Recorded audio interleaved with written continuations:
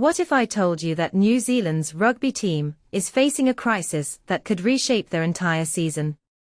Picture this: a star player sidelined by a freak injury, a coaching staff scrambling to find answers, and a historic rivalry looming like a storm cloud. This isn't just another sports headline, it's a masterclass in how fragile success can be in professional rugby. Let me break it down for you. Here's the thing: Billy Proctor's injury isn't just a setback for him personally. It's a seismic shift for the All Blacks' entire strategy. You see, this guy wasn't just another name on the roster, he was in the middle of a high-stakes battle for a starting spot. Think about it: Quinn Tupaea, Rieko Ioane, Anton Lienert-Brown, these are all elite talents.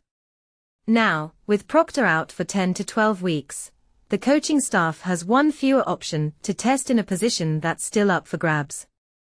And let's be real, when you're trying to figure out who's the best 13, every game is a referendum on your decision-making. What makes this really interesting is the timing.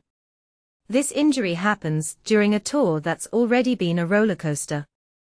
Remember George Bell's calf injury? Now they're down 2 players from the original squad.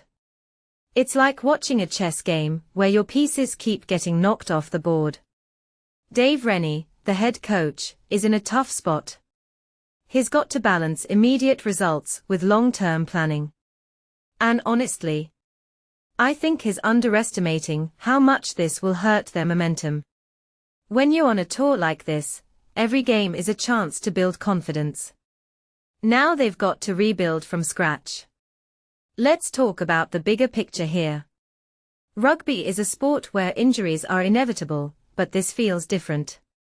Proctor's shoulder blade fracture isn't just a minor setback, it's a reminder of how thin the margin is between success and failure. And don't get me started on the psychological impact. Players like Tupaea are going to feel the pressure even more now. They're not just competing against each other, they're competing against the ghost of what could have been. It's like a psychological minefield.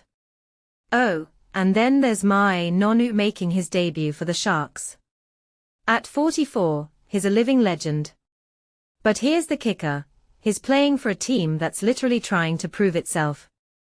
That's wild, right? It's almost poetic how this tour has become a stage for both legacy and reinvention. The All Blacks are trying to define their future, while Nonu is trying to reclaim his past.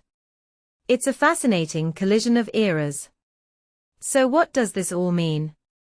Well, personally, I think this injury is going to force the All Blacks to make some bold decisions. They can't afford to be cautious anymore. They need to take risks, experiment with lineups, and maybe even bring in someone from outside the usual suspects. But here's the thing: rugby is a game of inches. One wrong move, and they could be staring at a disaster. What this really suggests is that the greatest rivalry isn't just about on-field battles, it's about the human stories behind the jerseys. And that, my friends, is what makes sports so damn compelling.